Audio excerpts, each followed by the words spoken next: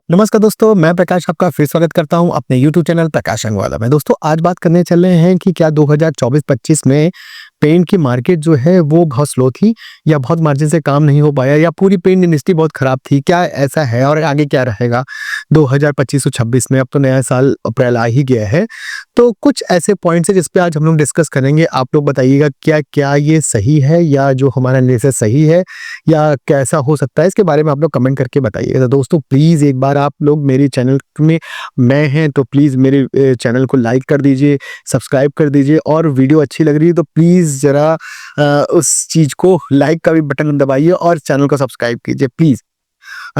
चलिए बात करते हैं कि क्या पेंट की मार्केट कैसी है 2000 रही कैसे 2024 और 25 में। दोस्तों क्या पेंट मार्केट सही में स्लो थी? भाई मुझे तो नहीं लगता कि पेंट की मार्केट बहुत स्लो थी। पहले क्या था कि पहले जो भी प्रोजेक्ट हुआ करते थे उससे आज 3 गुना प्रोजेक्ट बढ़ चुके हैं। जो घर बनते थे वो आज घर 4 गुना बढ़ने लग गए हैं। लोगों के पास ऐसा है कि ठीक है, पैसे की कमी आई है, नो डाउट रिटेल कस्टमर कम निकले हैं, लेकिन प्रोजेक्ट में कहीं कमी नहीं है, बड़े-बड़े काम हुए हैं। अगर मैं प्रयागराज की बात करूँ, मैं अब जहाँ इसमें रहता हूँ, यहाँ तो कुंभ लगा था, यहाँ तो बहुत काम हुए हैं। तो ओवरऑल देखने में तो लग रहा है कि एशियन पेंट और बाकी वो कंपनियों की जो बड़ी कंपनियाँ उनकी प्रॉफिट काफ़ी कम हुई है। बट वो केवल इस साल के लिए है, आगे के लिए नहीं हो सकती है। और वो भी जो उनके प्रॉफिट घटे हैं तो उनके घटे हैं, बाकी उसकी छोटी-छोटी कंपनियाँ हैं और जो उसके बगल में जो कंपनियाँ हैं जैसे इंडिको हो गया, जेएसडब्ल्यू हो गया, ऐसे बहुत सी ऐसी कंपनियाँ हैं जो छोटी कंपनियों में थी, उनके प्रॉफिट बढ़े हैं। तो कहने का मतलब है कि मार्केट तो थोड़ी-सी शिफ्ट जो प्रॉफिट वो शिफ्ट होके छोटी कंपनियों के पास आया है और वो छोटी कंपनियाँ भी अच्छा रिस्पॉन्स कर रही है। उसके अलावा बिरला ओपस भी मार्केट में आई है। बिरला ओपस मार्केट में आने के बाद उसने भी अब काफ़ी डीलरों पे पिच किया है। काफ़ी सुनने में आ रहा है कि 10% मार्केट उन्होंने कवर की है। भाई मटेरियल तो पहुँचा है, तो ओवरऑल कहने का मतलब कोई ना कोई मटेरियल तो बिक रहा है। ऐसा नहीं कि अगर मेरी दुकान नहीं चल रही तो सबकी नहीं चल रही है, ऐसा नहीं। बड़ी कंपनियों में हाँ, एशियन पेंट के प्रॉफिट थोड़े से कम हुए हैं, बट बाकी बर्जर के भी कम हुए हैं, बट और छोटी कंपनियों के प्रॉफिट बढ़े हैं। दोस्तों एक चीज़ तो ये है कि डीलर का प्रॉफिट बढ़ा है। कई-कई जगह देखा गया कि डीलर की सेल बढ़ी है। होता क्या था कि पहले डीलर एक ही कंपनी का काम करता था, ठीक है? अब क्या है वो कई कंपनियों के काम करने लगा है, जिससे कि वो उसके जो मेन बिज़नेस, जैसे मान लीजिए अगर अभी हम एशियन पेंट काम कर रहे थे पिछले कई सालों से, इस साल हमने एशियन पेंट का काम कम करके और भी कंपनियों के काम बढ़ा दिए। एशियन डेवलपर के काम हमने कम किया, हमने बहुत सी कंपनियों के काम बढ़ा दिए जैसे कि एशियन पेंट, इंडिको, जीएसडब्ल्यू, ब्रिटिश पेंट, शालीमार, तो इस तरह से कई कंपनियों के काम बढ़ा दिए। तो अब कई कंपनियों में वो जो सेल बँट गई और जब वो सेल बँट गई तो डी हमारा काम तो बढ़ गया। भाई बहुत सी ऐसी चीज़ें थी जो कि हम नहीं बेच पा रहे थे या डिमांड आने के बाद भी हम नहीं दे पा रहे थे। तो इसलिए अब कह सकते हैं कि आने वाले समय में हम और भी जो बड़ी कंपनियों में जो डीलर हैं, जो भी डीलर हैं, उनकी सेल तो बढ़ी है। नो डाउट उन्होंने अपने बिज़नेस को डाइवर्ट किया है और एक ही कंपनी से काम करते थे, वो कई कंपनी में जा सकते हैं। दोस्तों एक्चुअल में जो डीलर हुआ करता था ना, डीलर मतलब कंपनी के लिए एकदम से ऐसा था कि वो जो भी चीज़ हो रहा था कंपनी से ले रहा था, एक ही कंपनी से, तो उसको लग रहा था कि दिन प्रतिदिन काफ़ी हमारी मार्केट बढ़ती चले। लेकिन अब ये नहीं। तो दोस्तों होलसेलरों का ना बहुत ज़्यादा डोमिनेशन मार्केट हो गई थी, जिससे कंपनी को बहुत नुकसान हुआ। होलसेलरों का इतना बोलबाला हो गया था कि मतलब वो ऐसे-ऐसे रेट देने लगे जो कि कंपनी से किसी को पड़ ही नहीं रहा था। तो छोटे डीलर, बड़े डीलर वो भी इनसे मटेरियल लेना शुरू कर दिए और उनको जब सस्ता पड़ने लगा, उनको लगने लगा कि नहीं यार होलसेलर तो बड़ा सस्ता दे रहा है। लेकिन यहाँ पे दिक्कत क्या आने लगी थी कि अगर कोई डीलर अपने बड़े होलसेलर से मटेरियल लेता तो वो उतना ही मटेरियल लेता था जितनी उसको आवश्यकता थी, जितनी उसको नीड होती थी। अगर मान लीजिए उसको 25 बाल्टी एस की ज़रूरत है एशियन पेंट की, तो वो 25 बाल्टी एस के बारे में ही पूछेगा। पर एक चीज़ होती थी कि अगर वो कंपनी से लेता है तो उसको 10 आइटम और लेता था। उसको कभी-कभी ऐसी क्लब स्कीम मिलती थी कि आप अगर इसके साथ आप हाइड्रोलॉक ले रहे हो तो आपको ये बेनिफिट मिलेगा, इसके साथ आपने श्योरसील ले लिया तो ये तो मतलब एक क्लब स्कीम है, तो वो 10 आइटम और ले लेते थे, जिससे कि वो सेल अपने आप वो बढ़नी शुरू हो जाती थी। होता क्या था, मान लीजिए एशियन पेंट का रॉयल है, ठीक है? आपको रॉयल की 5 बाल्टी लेनी है, आपने होलसेलर से रेट लिया, आपको मिल गया, आप बाल्टी ले लिया, ठीक है? लेकिन वहाँ पे होलसेलर ने कभी ये नहीं बताएगा कि भैया अगर आप सीलन के लिए आपको दीवार पे आ रही है तो उस सीलन को बचाने के लिए इसमें हाइड्रोलॉक लगता है एशियन पेंट का। तो एक चीज़ वो भूल गया, तो अब ये डीलर के पास जब होगा नहीं तो वो बेचेगा नहीं। तो ऐसे कंडीशन में क्या होता है कि जब डीलर होलसेलर से मटेरियल लेता है तो केवल वही मटेरियल लेता है जो कि उसको नीड होती थी। तो 10 आइटम जो बिकने वाले होते थे वो भी नहीं बिकते थे। इस तरीके से बहुत सी चीज़ें घटी, इसलिए से जो फोकस प्रोडक्ट कंपनी को हुआ करते थे वो नहीं बिक पाए। कंपनी को भी बड़ा आसान लगता था, बड़े-बड़े 4-5 होलसेलर बना दिया, उनको धीरे-धीरे उनको बहुत से मटेरियल दे दिया, उनके टारगेट पूरे कर दिए और उस चीज़ को काम खत्म उनका। वो कर ले रहे हैं, उनके साथ-साथ कंपनी उनके बेस पूरे हो जाएगा काम पे। लेकिन जिस तरीके से एक्सपैंड करनी चाहिए, जिस तरीके से मार्केट बने, जो नया प्रोडक्ट, नए फोकस प्रोडक्ट जो आ रहे थे, वो सब चीज़ों से वो बचते चले गए, उसका नुकसान गप्पा।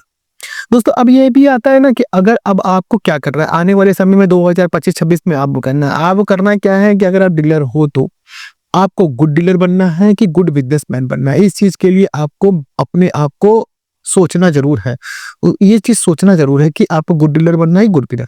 अब गुड डीलर का मतलब ये हो गया कि गुड डीलर वही डीलर हुआ जो कि अच्छे से हर वो स्कीम पूरी कर रहा हो, जो कंपनी कह रही है, वो हर टारगेट पूरा कर रहा है, जो कंपनी कह रहे हैं, कभी फोकस प्रोडक्ट है, उसको भी ले रहा है। जितना वो कर रहा है, वो टीएसओ कह रहा है या मैनेजर कह रहा है, वो सब कुछ वो ले रहा है। वो गुड डीलर की कहानी, उसके लिए उसको ओडी में आ जा रहा है, उसको टारगेट पूरा करना पड़ जा रहा है, उसके लिए ट्रिप मिल रही है, नहीं कंडोनेशन के लिए तरस रहा है, वो भैया ये कर ले, ये ट्रिप कर ले, वो ट्रिप कर ले। ये गुड डीलर की कहानी है कि भैया हम आपको एसपीएम बनाएँगे, इस बार हम आपको पीसी लेके जाएँगे, इस बार हम आपको फलाने जगह लेके जाएँगे। ये गुड डीलर है। कंपनी को ऐसे डीलर बहुत पसंद आते हैं कि भैया जो प्रॉपर कंपनी की तरह काम करे, हर चीज़ समय से पेमेंट लगा दे। उसको ये नहीं फ़र्क पड़ता कंपनी को कि आपको कितना नुकसान हो रहा है, कि आपने 50 बाल्टी 60 बाल्टी ये ले लिया, आपको कितना नुकसान हो रहा है। अब आता है गुड बिज़नेसमैन। गुड बिज़नेसमैन क्या होता है? गुड बिज़नेसमैन वो होता है कि जो अपनी प्रॉफ़िट से समझौता नहीं करता। वो अपने प्रॉफ़िट को देख के चलता है, वो देखता है कि हमारे खर्चे कितने होंगे, उसके बाद वो स्कीम को कैलकुलेट करता है, वो 10 जगह से मार्केट का रेट लेता है। और भाई अगर आप अपने बिज़नेस को चला रहे हो तो ज़ाहिर-सी बात है यहाँ पे आपको प्रॉफ़िट सबसे बड़ी चीज़ मान रखिए। अगर आप प्रॉफ़िट नहीं कमाओगे, रेट टू रेट अगर मटेरियल दोगे तो कितने दिन चल पाओगे? मेरे एक फ्रेंड है, वो कुछ दिन पहले अभी आया तो उन्होंने कहा कि प्रकाश भाई मैंने अभी एक साइड ली है 50 बाल्टी की एपेक्स साइन की। मैंने उसको इस रेट में मटेरियल दिया है कि कोई दे नहीं पाया। तो हम बोले कितना पैसा बचा? वो कहें बचाने की बात तो छोड़ दो, उसमें हमें हो सकता है ₹50 का लॉस हुआ, लेकिन आगे कहीं कवर कर लेंगे। तो आगे ऐसा होता नहीं है। आगे डीलर जो होते हैं या कस्टमर जो होते हैं ना, वो कहीं और से मटेरियल लेते हैं। उनको जो चीज़ सस्ता पड़ता है वो वहीं से ले लेते हैं, बाकी चीज़ कहीं और से ले लेते हैं। उनको ये भी पता है कि इसमें उस डीलर ने सस्ता दिया है तो आने वाले समय में कहीं और हमको ले लेगा। तो दोस्तों अगर आपको 2025-26 में बहुत अच्छा करना है या चीज़ें को सही तरीके से करना है तो आप गुड डीलर नहीं कंपनी के, गुड बिज़नेसमैन बने। अपने आप को, अपनी प्रॉफ़िट को बचाएँ, अपने खर्चे को कम करें और ये सब चीज़ें बहुत ज़रूरी हैं, ठीक है। आने वाले समय में जो एशियन पेंट या बड़ी जितनी भी कंपनियाँ, इनको लॉन्ग टर्म अप्रोच अपनाना पड़ेगा। उनको ये चीज़ सोचना पड़ेगा कि भाई अब ऐसा नहीं चल सकता कि हम केवल ऑफ़िस में बैठे और बैठे-बैठे फ़ोन करने के बाद ही हमारी सेल आती रहे और व्हाट्सएप पे मैसेज डाल दें कि आज ये वाली पिकिंग, आज ये वाली, आज वो वाली। ऐसा नहीं होगा। अब उन्हें अपने फ्रेम से बाहर आना पड़ेगा, ऑफ़िस से बाहर आना पड़ेगा। वो कल्चर जो पहले उन्होंने बनाया था, आज एशियन पेंट की बात करते हैं। एशियन पेंट का जो कल्चर था, जो टीएसओ ऐसे-ऐसे हमने टीएसओ को जानते हैं, जो गली मोहल्ले मतलब वो पूरी मार्केट छान के मारते हैं। उनके रिलेशन मार्केट में ऐसे होते थे कि जिससे कि आप सोच ही नहीं सकते थे कि वो घर के मेंबर हैं कि कंपनी के एम्प्लॉयी हैं। तो ये ऐसा नहीं है कि ये सब चीज़ें जो है बड़ी आसान है कि वो बस बैठे-बैठे फ़ोन से हो जाएगा। बड़ी अभी सब कंपनियों को अपने उस अप्रोच से बाहर निकल के सारी एक्टिविटीज़ करनी पड़ेगी, कस्टमर के लिए, कंज्यूमर के लिए और डीलर के लिए। पेंटरों के लिए, जो पेंटरों पे इतना दाँव लगा रखा है ना, थोड़ा-सा दाँव अगर डीलरों पे लगा दें तो तब की बहुत आगे तो दोस्तों ये जो सारी कंपनियों को जो है ना, ये समझना बहुत है कि लॉन्ग टर्म अप्रोच देना है और धीरे-धीरे आगे बढ़ना है और आगे बढ़ना है। दोस्तों ऐसा नहीं है कि मार्केट इस बार नहीं चली, मार्केट चली। ऐसा नहीं कि लोगों की दुकानें बंद हो गई, दुकानें बहुत खुली, बहुत से नए डीलर खुले, बहुत सी नई साइटें जनरेट हुई और इस साल भी आने वाले समय में भी बहुत अच्छी मार्केट होने वाली है तो ऐसा नहीं है कि दोस्तों मार्केट नहीं चल रही है, मार्केट बहुत चल रही है। पिछले साल भी ठीक-ठाक चली थी। हाँ, कुछ महीने ऐसे रहे हैं जो बहुत स्लम रहे हैं, बहुत से लोग बड़ी कंपनियों के टारगेट नहीं हो पाए हैं, बहुत से बड़ी कंपनियों के प्रोडक्ट नहीं बिक पाए हैं, बट मार्केट बहुत अच्छी है, डीलर बढ़ गए हैं, काम बढ़ गया। आज के डेट में हम अपना बताते हैं कि पहले हम केवल एशियन और नेरोलैक का काम करते थे, बट अब हम एशियन, नेरोलैक, बर्जर, इंडिको, शालीमार, ब्रिटिश, इस तरीके से कई कंपनियों में काम करने लगे हैं। जेएसडब्ल्यू इस कई कंपनियों में काम करने, बड़े कॉन्ट्रैक्टर को पकड़ने लग गए हैं, अप्लाई एंड सप्लाई करने लगे हैं। तो काम करने का तरीका बदल गया है, काम करने का पैटर्न बदल गया है। अब अप्लाई सप्लाई में काम में बहुत प्रॉफिट हो गया है। तो इस तरीके से देखा जाए तो बहुत ही ज़्यादा मार्केट बढ़ी हुई है। ऐसा नहीं है केवल केवल और केवल कंपनी के भरोसे बैठे हैं, नहीं, कंपनी के अलावा भी हमें अपने आप को थोड़ा स्मार्ट तरीके से रहना पड़ेगा, तभी हमें अच्छा एक चीज़ और भी है कि प्रॉफिट एशियन नेटवर्क में अगर नहीं है, तो डीलर कोई दूसरी कंपनी ढूँढ ले रहा है। अगर उसमें भी नहीं हो तो तीसरी कंपनी ऑप्शन इस समय डीलर के पास बहुत है। प्रॉफिट चाहिए सभी को और ये चीज़ कंपनी को एश्योर करनी पड़ेगी और आने वाला समय 2025-26 वो बहुत अच्छा जाएगा पेंट मार्केट के लिए, जैसा मुझे अनुमान लग रहा है। और पिछली नहीं चली उसके बहुत से कारण हो सकते हैं, बहुत सी चीज़ें हो सकती है। आप लोग बताइए कि क्या कारण हो सकता है? तो दोस्तों आज अपने ब्लॉग में इतना ही रखते हैं। अगर ये चीज़ें समझ में आ रही है या कुछ इस पे पूछना चाहते हैं तो प्लीज़ मैसेज करिए, कमेंट करिए, बताइए मुझे इस चैनल पे कि क्या रहा, कैसा रहा। अगर वीडियो पसंद आ रही तो प्लीज़ लाइक भी कर दीजिए और चैनल को सब्सक्राइब कर दीजिए। आज अपने ब्लॉग में इतना रखते हैं। Thank you very much. जय हिंद।